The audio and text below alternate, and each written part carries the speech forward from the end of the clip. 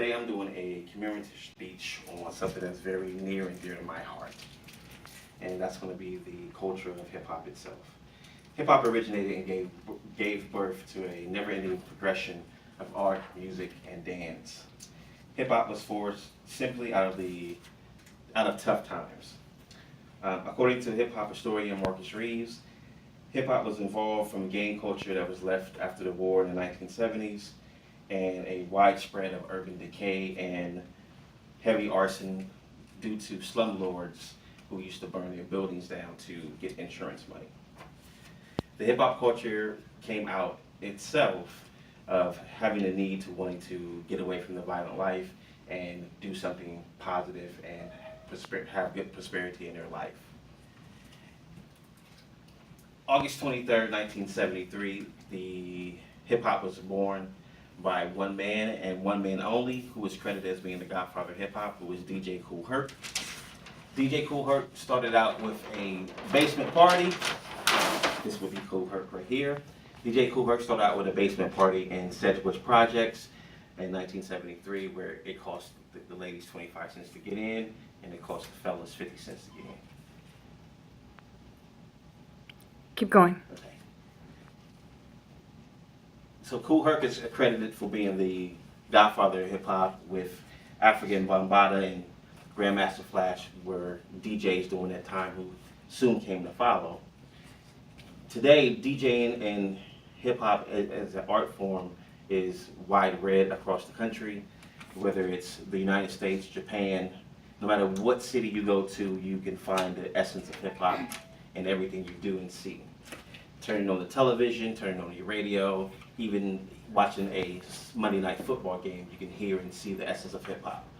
At one time, hip hop was a culture, at one time, hip hop was a movement in which people said that hip hop would not survive due to the not understanding from different political people, not understanding from our elders and as we grew up.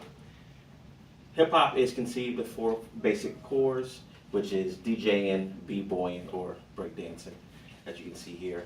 DJing, breakdancing, MCing, and the fourth core is going to be graffiti. These are some of our pioneers to today. The rap music you hear, you would not have, it would not exist. Everyone from Run DMC to the Beastie Boys, even Roxanne Shante, who was credited for being the first female rap artist. That was 1982. Hip hop today has evolved to many cultures, to where you have all races and all ethnic groups who indulge in this culture and indulge in this movement. But one of the things that's most important that should be understood about hip hop is not a place, it's not a person, it's not a thing.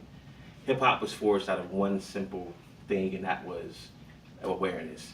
Hip hop came because people wanted to be aware of their culture and wanted to be aware of what was around them.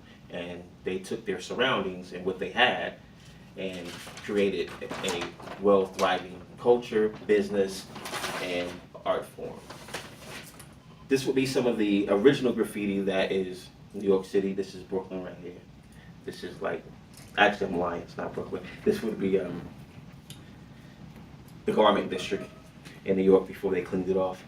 Hip hop is so popular and widespread now that you have universities, you have community colleges who actually teach hip hop as a elective or a minor. So today, when you watch television or whenever you listen to the radio, the next sound you hear, the next words you hear, sit back and think, because it probably got its roots or start from the hip hop culture.